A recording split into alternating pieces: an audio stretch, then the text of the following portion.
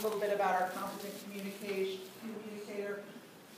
He, as a distinguished Toastmaster, has earned an equivalency of about 6 awards in getting to that designation.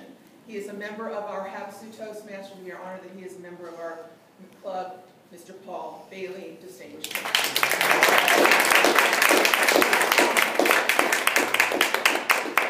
What's the timing on this? Somewhere in the 10-minute range. No more than 10 minutes, okay. Hands up if you've ever been to a tropical location. Something like Hawaii. The very first time that I went to Hawaii, I was about 16 years old. I went to visit my brother who was in the Navy.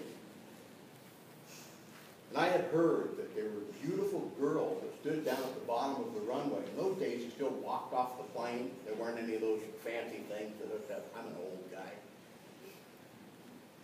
I was standing up on the plane, and I was getting ready to walk down. And I looked down there, and on the right-hand side, there's this beautiful young girl. And I scurried over to the right-hand side. I'll stand in line here. I'll wait. I've got time. On the left-hand side was a little grandma. And both of them, when somebody would come down the stairs, they would put a lei on their head and they would say, "Welcome to Hawaii. We're so glad to have you visit." I walked down it, and every step I thought, "Oh, I'm going to get a hug and a kiss from this little girl. Whoop, this is going to be good." I got down to the bottom, and the young lady pushed me over to the grandma and said, "Welcome home."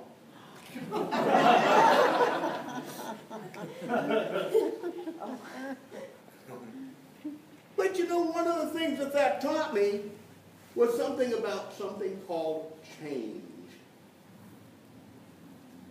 Don't we all have to experience change in one way or another? I was expecting one thing, and I got a lot older, if you know what I mean. When you're expecting change, it doesn't always come in the form that you're expecting, does it? Come on, has anybody ever had change happen exactly as you expected it to? I haven't. One of the things we're going to talk about here tonight for just the next few minutes are the initials C-A-P. And the C stands for change. The letters, if you spell them out, C-A-P, stand for a cap. A hat. Something that you might put on your head. Or a lid, enclosure of a bottle. And what I'm getting to in the word cap here is that if you choose to study public speaking, if you choose to study leadership, which is what Toastmasters does, it will prepare you to put a new cap on your head, a cap on your profession that few others can emulate. Because you, and you alone, will be able to stand in front of a group of people, command their attention, and get exactly what you want to get across to that audience. But it's not all about the speaker. Matter of fact, it's really all about the audience. And a speaker that knows that what's important to you is what's important, not what's important to them. So tonight you're going to hear me tell stories. But when I tell a story, I'm also going to make a point. One of the great speakers of all time, leader of the National Speakers Alliance, said, "Tell a story, make a point, and when you do, you'll make a difference." Tell a story, make a point, make a difference. You can learn how to do all of those things in the format of Toastmasters International. There's other ways to learn how to speak. You can go to Harvard, as Mr. Thurston Howell did earlier. You can lose your head to a Java rush, as my cousin did earlier. Come on. Thank you. I got one chuckle. That was good. Let's practice. Practice, practice. Come on, let's go. There you go. Hey! That's good. The second thing that I'd like to talk to you about after the cap, after the change, is something called attitude. Anybody ever had a bad one? Boy, I have. Come back in time with me to when I was a young assistant manager at a store that was called Sprouse Rights. What a name for a store.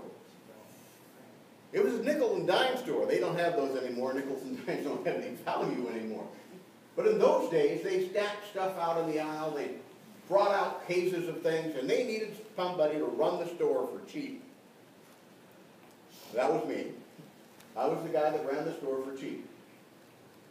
Well, one of the things I learned in that store was I was a young man. I had a lot of ambition. I wanted to go do something and make a difference.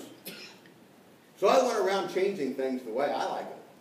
Oh, hey, I'm going to take this display. I know it says I'm supposed to do it. This on the top, this in the middle, this in the bottom. I think the bottom item ought to be at the top. And I think that middle item, that shouldn't even be on the display. We should go pick something else and put something there. And I was so excited, I heard that the district manager, my boss, was going to come in. Oh, boy. I fixed that display up. Now it really looks good. And I walked my boss over there, and I showed him the display, and he just stood there. And I yammered on and on about how important I was and how good I had done and how a wonderful display I had. And he did this to me. Followed me, and he led me out of the store, out into the parking lot. And he turned around and he pointed up at the sign and said, "What does that sign say?" And I read it. "Sprout's right, sir." He said, "That's right. And when it says your name, you can do whatever you want." Until then, I learned an important lesson, that I had a wrong attitude. My attitude had to be that I wanted to do what the company needs done. If you choose to embrace public speaking and leadership, you're going to have to develop some attitudes along the way. Some attitudes to change some habits that may be costing you professionalism in your presentation. They may be things that are small, or they may be things that are huge. But whatever they are, they might be getting in the way of you and your connection to the audience. And that cannot be allowed. In Toastmasters, we teach you how to give a speech by doing 10 speeches in what's called our Competent Communication Series. And then beyond that, we teach you how to do more speeches in the Advanced Communication Series. And after that, we teach you how to do 10 more speeches in another advanced season, and another 10 speeches in another advanced season. And if you haven't spoken yourself out by that time, you'll end up like me, a yammering idiot in front of everybody, not being able to shut up. Change. Attitude. There's a third letter in CAP. Who's with me? Who knows what it is? Performance. There is a performance element to public speaking. If you just stand up in front of everybody and go, "Hi, my name is Paul Bailey, I'm with Toastmasters International," when you've lost them in about 13 seconds. But there's ways to prepare yourself so that when you do present, there's a performance atmosphere. And yet it's not like you're acting. You're actually being who you are. But you're being who you are in a way that generally connects to each person in the audience. Let me tell you a story. Take me back to high school. Everybody remember high school? I was in the band. Oh, yeah. And after 4 years, it takes that long to go through high school. Some of us, it takes 5. After 4 years, I was finally first chair, first trombone. And boy, was I proud of that achievement. I thought I was the greatest trombonist in the world, bar none. And I heard that as the first chair, you get to give a solo. Boy, did I practice. Practice every time I got up in the morning. I'd take that horn out and I'd practice that wonderful solo. It was a very fast flurry of notes, 16 notes, 16th notes. If you're a musician, you know what that means. You're really fast all up and down the slide of that trombone. I got there. And we were standing on those bandstands, you know, the ones that the bands stand on. I was up on the 4th floor. Up above, the piccolos, the flutes, the saxophones. And it came my time to play my solo, and I stood up. I was excited, boy. Woo! I'm going to take this thing, and I'm going to run with it. I heard that the conductor of the Oregon Symphony was in the audience.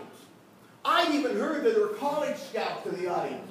I was going to show them, boy, going to get everybody that wants me to come to their place and be part of their organization. I stood up, and the slide came off the end of the trombone. Third floor, second floor, first floor, boom! It hit down there by the conductor, and all that was coming out of my mouth was performance. I walked down, and I'll never forget the words out of the conductor's mouth.